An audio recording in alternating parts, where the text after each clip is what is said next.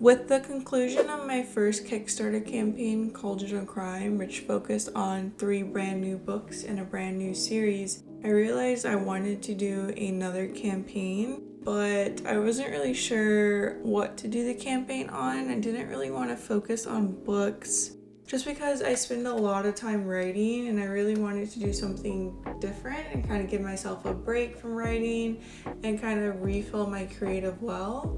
So I was like brainstorming, I was browsing the Kickstarter website, looking at other things that interested me. I was also backing a lot of campaigns. Most of them were video games, but several of them were enamel pins and others were books. But kind of seeing all those ideas and seeing all those things come to life, especially those enamel pins, made me realize that the next campaign that I wanted to do on Kickstarter, I wanted it to focus on enamel pins as well. Seeing that made me realize that I could bring the cats to life in my series. I know I've said this like a million times, but I'm not much of a rereader of books. After I finish a book, I don't often pick it up to read it again in the future. But I do like spending time with the characters. I do like going on adventures with those characters later on. So I like to find things that kind of bring back those memories, whether it be items or anything like that kind of trigger it. So that's one of the reasons why I also wanted to do the pins, because I wanted to still go on adventures with the cats that I wrote about without actually having to go back and reread the books every single time, because I want to do new adventures with them, and I think having the cats with me as enamel pins was a great idea for that, because I can also take them like outside and then we can have like a real life adventure. For the design and manufacturing of the pins, that was probably the smoothest part of this upcoming campaign that I'm doing. I hired a designer and we worked together to kind of go over the cats. I first came across them on social media and I really liked their artwork. Once the artwork was completed, they were sent off to my manufacturer. Thankfully, I already had one that I worked with for my previous campaign. So I reached out to them again and I was like, can you work with me on these cats? And thankfully they were able to bring those pins to life and they actually turned out fantastic. I was very happy during the unboxing of them. I was a little bit scared just because there were so many pins that I ordered at one time. And I don't know, it's always just it's a weird feeling to do something for the first time and not really be sure of what you're going to get. I wouldn't even know what to do if the pins turned out bad. I think I would have just cried and maybe given up, but I'm glad the pins came out great. So each of the pins that came to life feature a cat that is mentioned in the books. The first one is Rusty. He's from Tabby Trouble and he's the lazy tabby cat. I envisioned him this way because his life was of comfort. So I think him laying on kind of like a little pillow made sense, or if you want to think of it as a cloud, that could also work.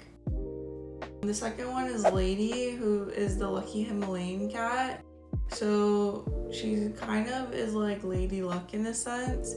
She lives in a house filled with wealth, so I thought that the design was a good fit for her. And then third is Dream, the Persian painting cat who gets caught up in a vandalism mystery. I don't want to give too much away, but there is some painting that goes on and there is some spilled paint. So I thought like the uh-oh expression for her was also perfect while holding the paintbrush and staining in the spilled paint. Fourth is Ambrosia, who works at the local chiropractic clinic. So being a doctor was obvious for that cat. There was no other design that came to mind when I thought of how to bring the fourth cat alive. The fifth cat is Peaches, who is a ragdoll cat who spends a lot of time at the library. And I think it just made sense for her to be like a reading cat, because obviously I'm a reader too, and I think just having like a nod to us readers was a great one to have in there as well. The sixth one is a little bit of a spoiler since the book isn't out yet, but her name is Willow, and she's an absolute delight who spends her time at a Halloween party. So having her in a little costume with a little pumpkin was really cute. The 7th cat is Luna, who is always hungry, and she has a little incident at the fish store. So I think having her eat a fish just made perfect sense for her. The 8th cat is Zarya, who is super sneaky, and she only pops up when she's needed. She's as silent and deadly as a ninja, so it just made sense for her to be a ninja. Honestly, when that pin arrived, I was like super shocked because it just looked really good. Like, I don't know, it just looked amazing when I saw that pin in life. And the 9th and final cat is Lola. She's the queen cat who pulls the whole entire like group of cats together while she's on her way to like world domination.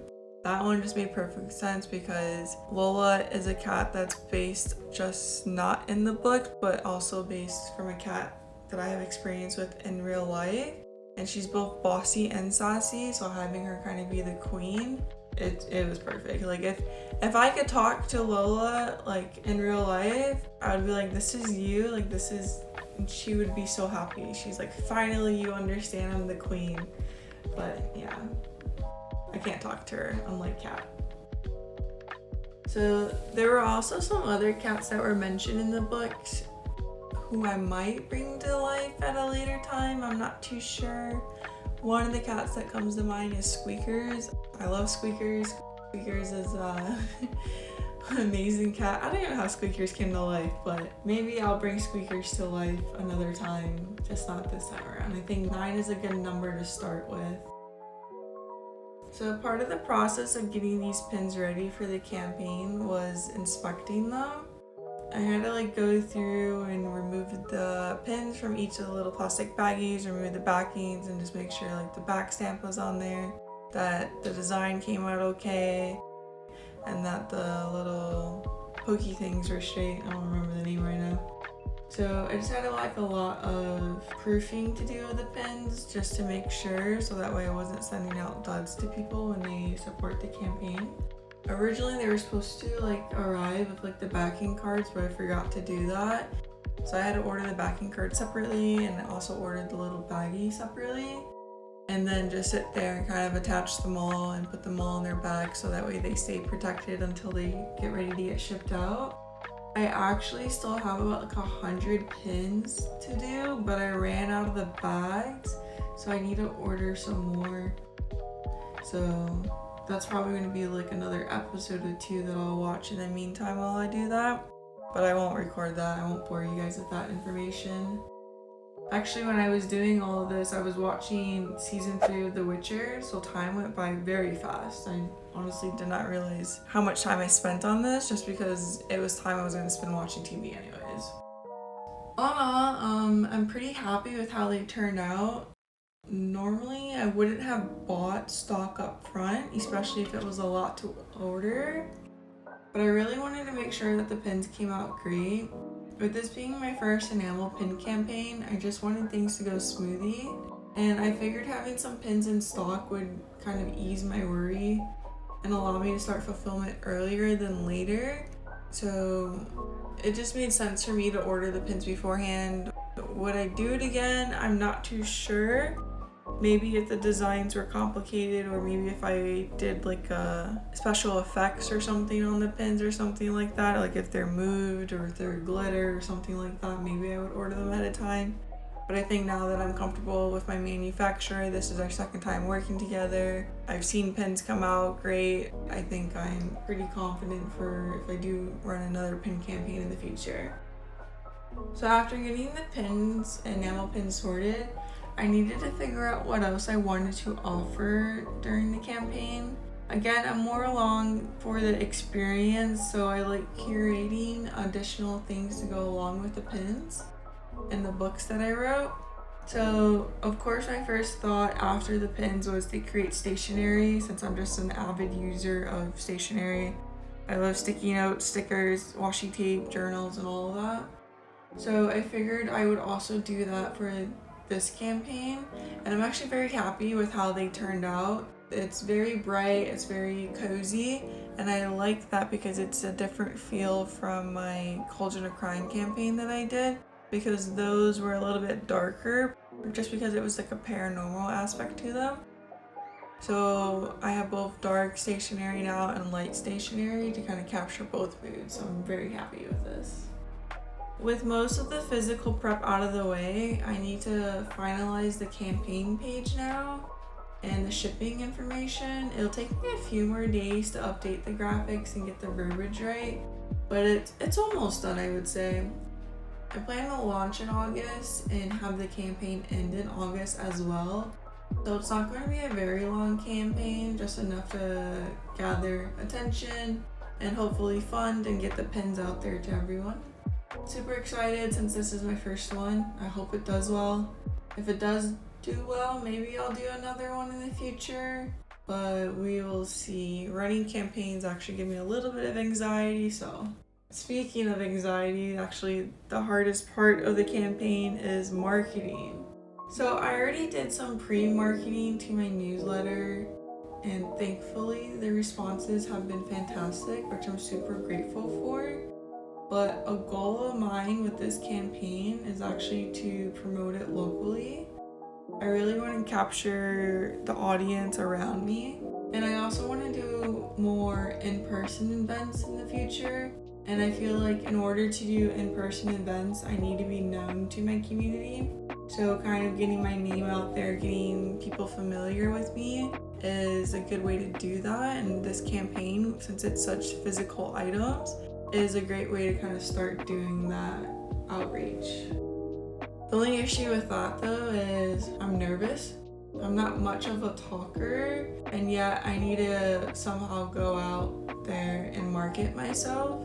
Just thinking about it honestly just gives me a little goosebumps, and I don't want to think about it because it's just going to lead me down a rabbit hole. But it is something that I need to do. Just don't ask me when I'm going to do it, and if you watch this video after the campaign, don't ask me how it went because I'm not too sure I'll work up the courage to do it, but I'm hoping I do. But we'll see. We will see. I kind of rambled, and just thinking about the networking stuff got me frazzled. So that's kind of it for this video. If you like the designs in this video, make sure to check out the Kickstarter campaign that I'm running. If you miss it, don't worry, they will be available on my website where you can buy them at a later time.